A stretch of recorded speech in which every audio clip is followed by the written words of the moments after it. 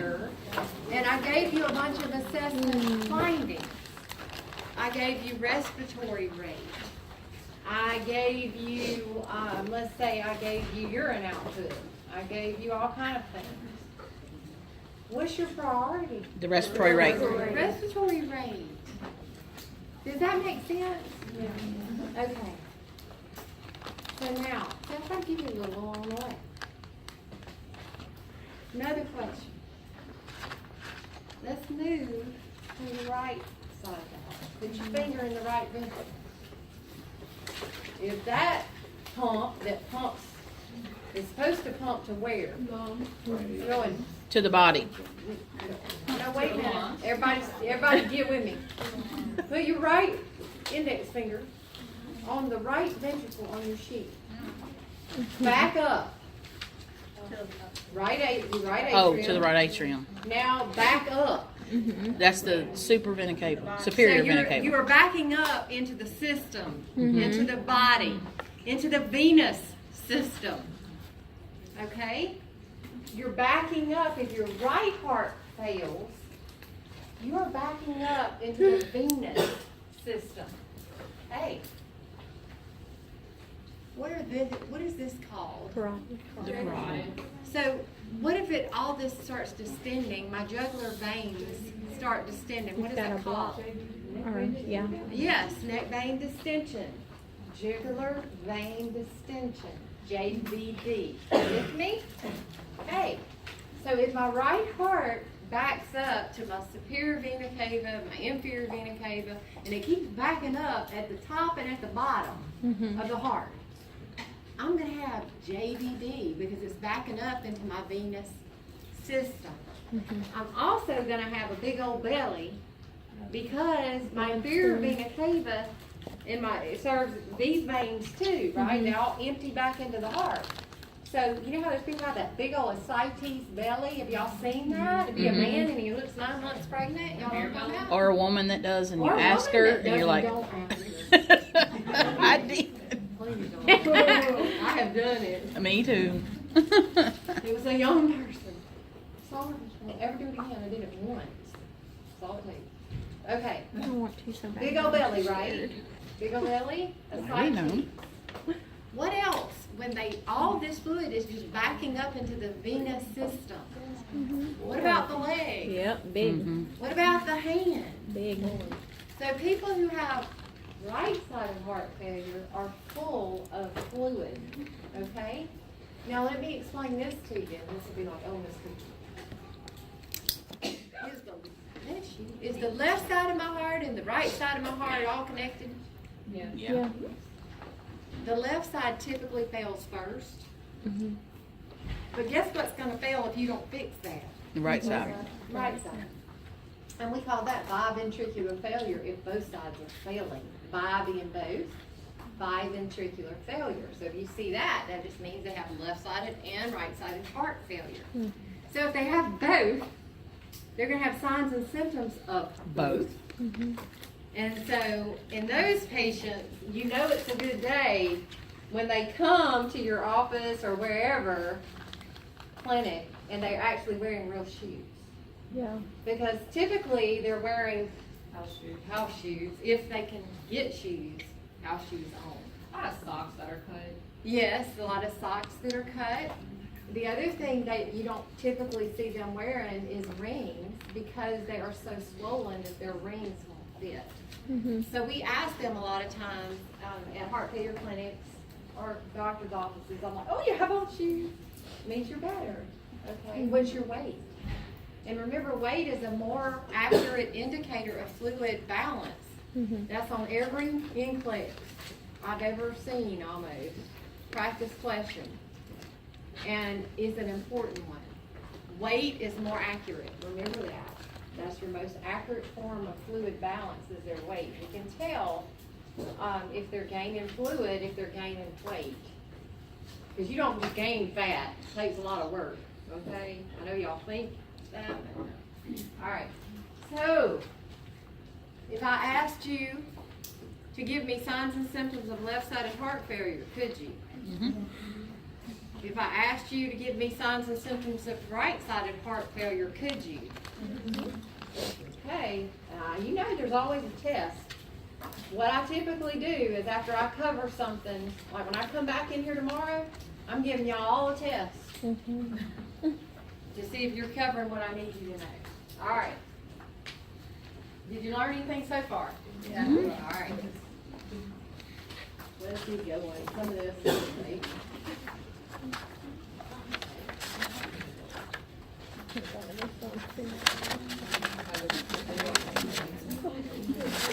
I got the old one. Everybody else Okay, got I need to take a nap and I'll come back. I promise I'll come back. All right, so we talked about your objectives. This is how strongly I feel about your objectives. Please, if it's in blue up here, you better be looking at it. All right, no, I want you to do concept maps on all those things, or at least notes the way you understand notes in your own words. Let's talk about the coronary arteries. You do not have to label them. You do not have to know them. I want you to know that that is the way that the heart gets its blood supply, because when we start talking about angina and MI, this is where the arteries are narrowing. Okay? So each of these arteries supply a certain portion of that cardiac muscle. So, and this is only the big ones. So I want you to look up here that at number 5, there's this big branch coming in. It's called the left main coronary artery. If your left main is blocked off, what else is blocked off? Left anterior descending, which is called the widowmaker of the heart. When this coronary artery blocks off, all of this left ventricle is not getting oxygen. Is that bad? Yes. So the left main's not good either, is it? And if I say left, that means it's serving the left ventricle. Look at number 3, left anterior descending. Number 4 is your circumflex. Number 2 is your right coronary artery, which serves which side of your heart? Right The side. right side. So people can have blockages or occlusions in any of these, and some of the smaller ones that branch from these. And according to where the occlusion is, and according to how bad the occlusion is according to how many signs and symptoms they're going to have. And we're going to talk about the evidence that we can see from a patient. How do we know the pain they're having in their chest is not just gas? So we need to look at that evidence, because people all report chest pain very similarly, but there are some key differences that can tell you what's going on with them. That's what we're going to cover. So if you don't know the anatomy of the heart, you got to know what's on that page, okay?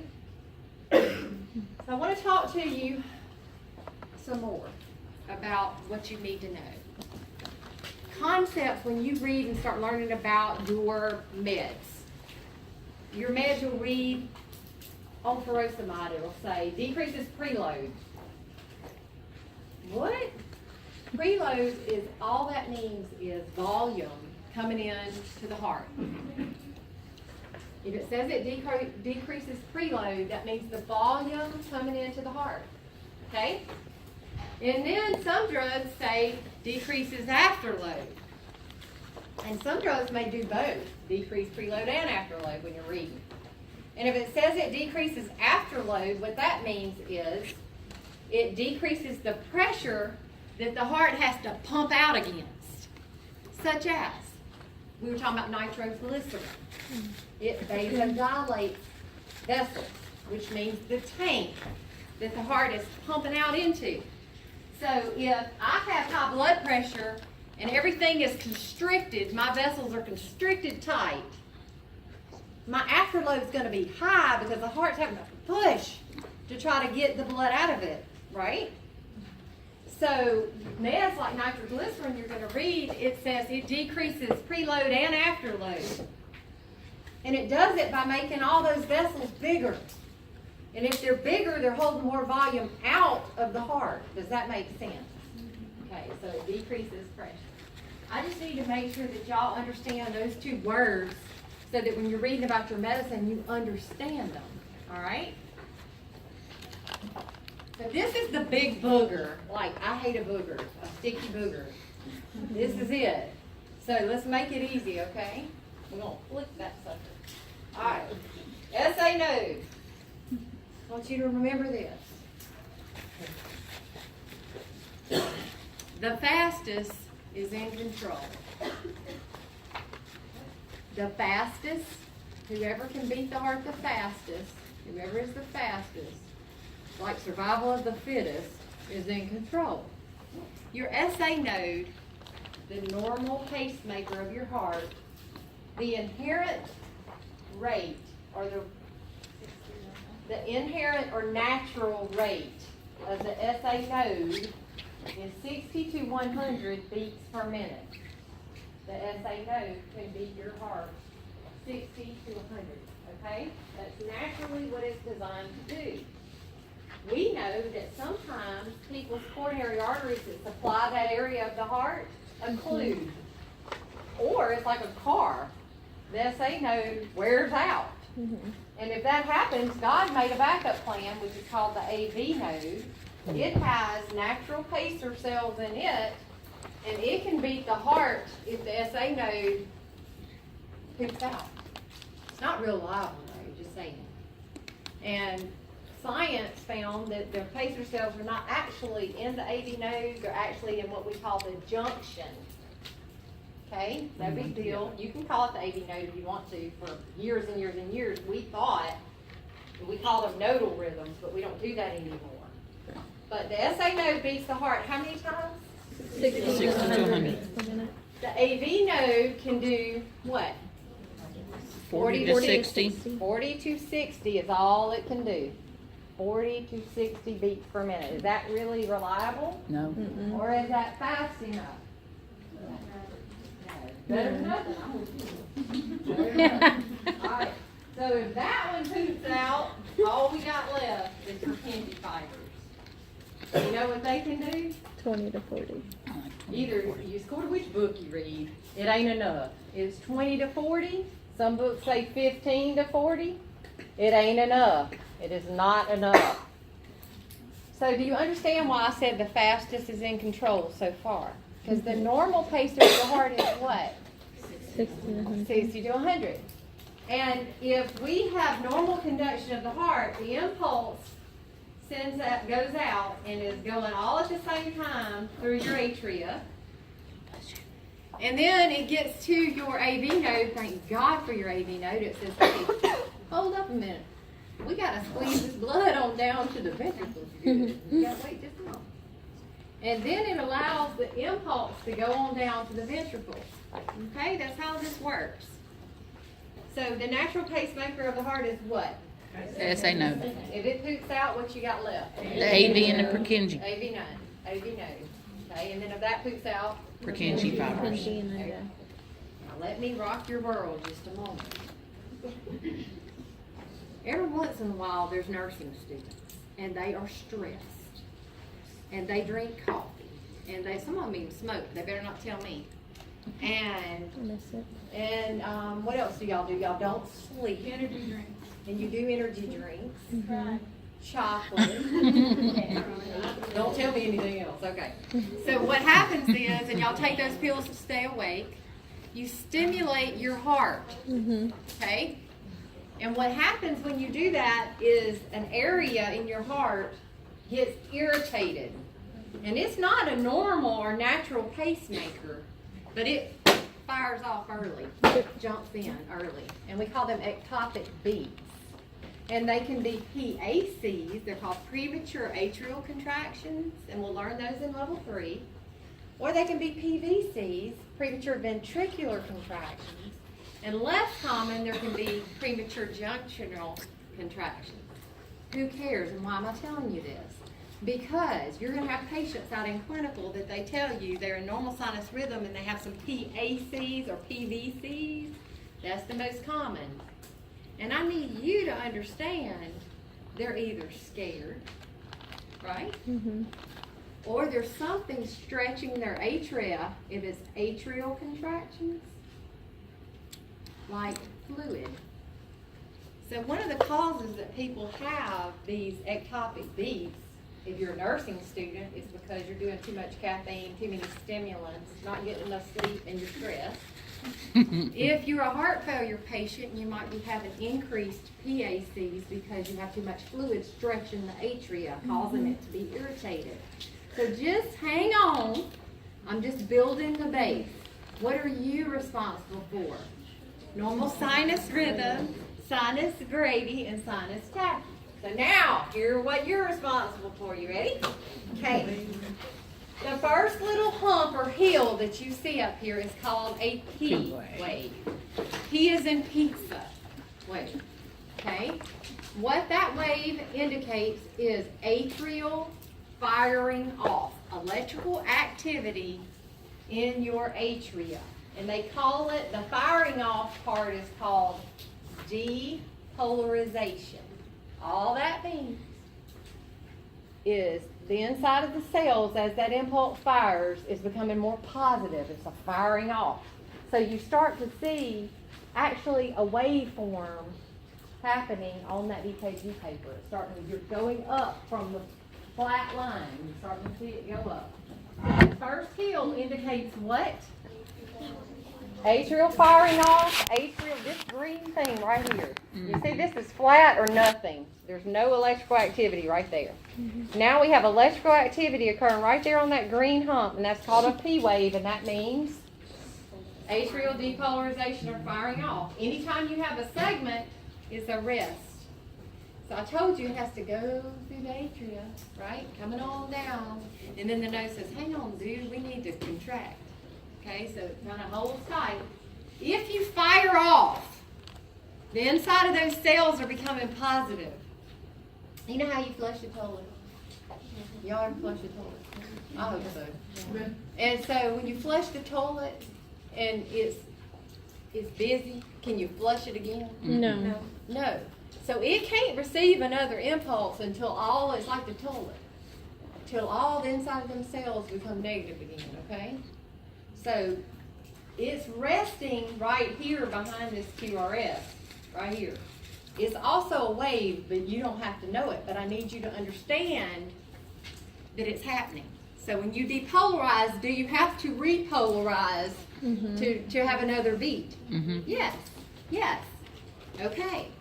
And you know why we don't see that wave on the EKG? It's the whole concept of, if I had a big rock, what's your name? And Haley had a little rock, because I ain't giving her the big one. And we go to the pond. We throw our rocks in the water at the same time. Whose wave are you going to see? Big rock. The big rock. You ain't going to see her little wave. Just saying. So up here on an EKG, you're going to see atrial firing off, but you're not going to see atrial repolarization, because what's happening at the same time is ventricular firing off, which is indicated by the bigger wave, because is the ventricle bigger than the atria? Okay, so you see this big QRS here? Here's the Q, right here. R, S, QRS. That is the time and the wave going through your ventricles to fire off. That's ventricular depolarization. Now, because it's a big wave and the ventricles are bigger than the atria, you actually get to see the repolarization. Repolarization is indicated by the T wave. You see the second big hump? That is ventricular repolarization. Okay? Now, my favorite part. You see this little segment right here? It's a little black line. It starts right here and ends right here. So it starts when the QRS comes back to the baseline, and it ends when the T wave begins. It is called the ST segment. ST segment. That is the oxygenation status of the heart. So when a patient comes in through the ER having chest pain, we look for EKG evidence of cardiac injury. Because if there's significant occlusion, then what's going to happen is See this little wave right here, this little flat line, the segment? The ST segment.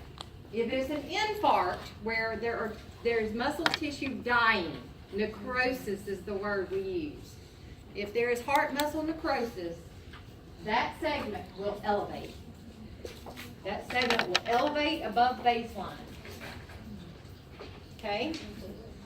So with the S wave, that the R wave and the S wave. This is called the Q. This is the R, the red, and this is the S, and we call these QRS all together. Okay. All that is ventricular depolarization or firing off, that impulse firing off.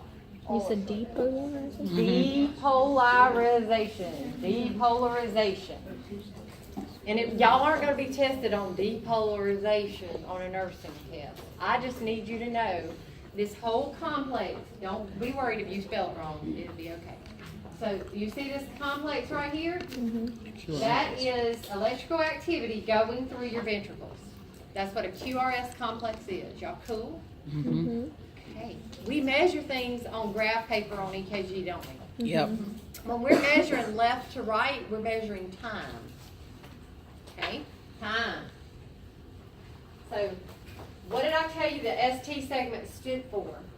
Oxygen Oxygenation status. status of the heart muscle. ST segment? And if it's elevated, ST segment is elevated, what does that mean? The hearts. All right, Damage. that's real bad.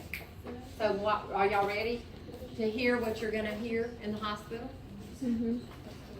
You know, they holler when they do that 12 lead EKG and they see ST segment elevation in more than one lead, because a 12 lead is looking at 12 different views of the heart muscle. I don't know if you know that yet, but you'll learn it.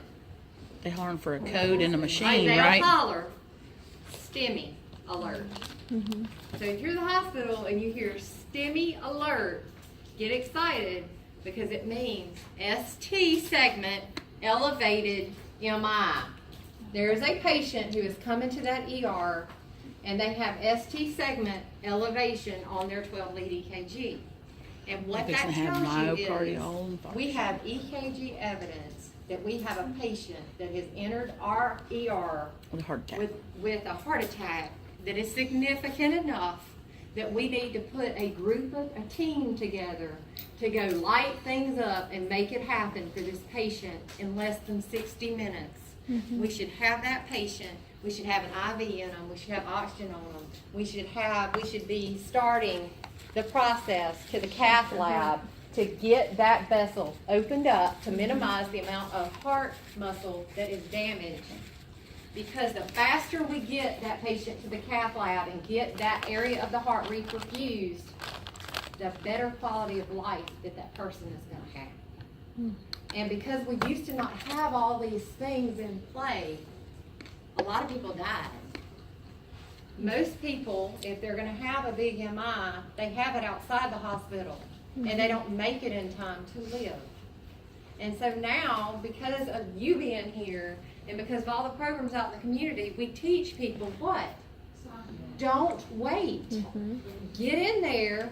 Even if you're having the big one, you don't try to drive yourself. You call 911, because they can put some things into place to help perfuse your heart until we can get you what you need. Y'all understanding a little bit better now? You understanding what I want you, the only thing I want you to understand right now is that the ST segment is what we look at on an EKG as evidence of a heart attack. That's all I want you to know. ST segment elevation means what? Infarct. Y'all got that part? Okay, I'm not telling you. You got to recognize it. What am I telling you? You know what it stands for. Now, you ready for this? It ain't all or none, you know. So, if elevated ST segment means infarct, if it depresses below the baseline, that means ischemia. So we might catch them before they completely occlude. So we can check that ST segment, and if it's depressed from where it's supposed to be or below the baseline, right here, so it's supposed to be here. Do y'all see how I could take a black magic marker if I wanted to, and draw a straight line to the baseline. Do y'all see that? Yeah. So if I took a marker and drew from here across, and this ST segment was below where I drew, that's called a depressed ST segment, which means ischemia. And ischemia means lack of oxygen. So, okay, doesn't matter. If the ST segment is below baseline or above baseline, if I put an EKG on a patient and see either one, what does my patient need? Oxygen. Okay. But even before that, if I come in the ER and I am a tummy, and I go, oh, I don't know, I'll be okay. Just let me get up, I can't sit down. And I have ST either way, what do you need to tell my rear end? Lay down. Sit down and I put have some got oxygen to on lay you. down because you have to rest to decrease the demand for oxygen on the what? Heart. Heart. So the first thing we do is tell people to rest when we see that. And then we say, oh my, not O-S-H-I-T. We say, oh my, O-M-I, oxygen monitor IV. Remember airway, breathing, circulation? You remember that? Okay. All right. So what does the EKG tell you about a patient? It's electrical activity of the heart, and that is all it is.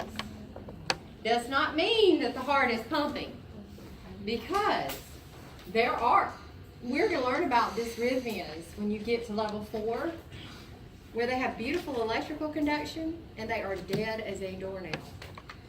They show a normal sinus rhythm, sinus brady, any rhythm, and they're dead. And we call that PEA, and you'll learn about it in level 4. But why am I telling you now? I need you to know that there can be a patient on a heart monitor on your floor when you go to the hospital. Somebody is in another room looking at their EKG, not the patient. They're looking at the patient, the monitor room. The patient can be dead And still having it. and have beautiful electrical conduction. Doesn't mean that their heart is responding to it. I need you to understand that. This is the base of everything you're learning. So when you're looking at someone's EKG, what type of activity are you looking at? Electrical conduction. That is all you're looking at. Doesn't mean that the heart muscle itself is reacting to the stimulus and squeezing. Okay? All right, so EKG evidence of a heart attack, we look at what? The ST segment. ST segment. Okay, and next semester we're going to get deeper into this. So for level 2, what do I want you to know? All I want you to know is we're looking at the ST segment for the oxygenation status of the heart muscle. Okay? Because guess what? People can have small MIs and we don't see it on the EKG. All right? If it's a small heart attack, we also draw blood from people when we think they're having a heart attack. Okay? One of the things we do in the ER is we draw blood, and we're looking for lab evidence of an MI. We have some things called cardiac markers these days. Yes. And we can draw cardiac markers, or what we call enzymes. In the hospital, we'll say get a set of enzymes, cardiac enzymes. It's the same thing. And we call those like troponin levels. That one's very specific to the heart. And CKMB, specific to the heart muscle. And we also sometimes look at myoglobin, which is not heart muscle specific, it's muscle in general. And we look at that set or that panel to see if those are elevated. And if they are elevated, it means that leaked out of the heart muscle when it died, and it's in their bloodstream. So when we see that, we have lab evidence of a heart attack. And if we don't see evidence on the EKG, we call that an N, capital N, STEMI, non-ST segment elevated MI. Okay? That's all I want you to know. What do we look at on an EKG to determine if a patient has had a heart attack? ST segment. If it's depressed, they're just oxygen deprived. Their muscle's not dead yet, but it's going to be if we don't figure out what's going on. You with me? Okay. All right. So tell me what the P wave stands for. Atrial firing off. All right. And do you see this up here says PR interval? We start at the P and we end at the QRS. Do y'all see that? That is the complete amount of time it took to fire off the atria and make it to where? What is this? The QRS. To make it to the ventricle. So a PR interval is the entire amount of time that it took for the impulse to go through the atria and reach the ventricle. We're measuring time in seconds, okay? Because you're going to have some new norms that you have to learn with this new language. But first you need to know what each part represents. So P wave is atrial firing off, you said. QRS is ventricles firing off. And then your T wave tells you ventricular what? Repolarization. All right. And so the QT interval, do y'all see this? From the start of the QRS all the way to the T, that's the entire amount of time that it took the impulse to go through the ventricle. No big deal, okay?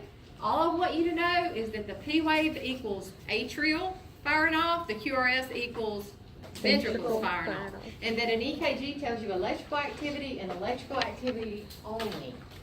Now here's some examples. All right, so here's the P wave. There's the normal baseline right there. There's the QRS. There's a normal ST segment and a T wave. This is normal. Look at here. Look how high up that ST segment is. Do y'all see that?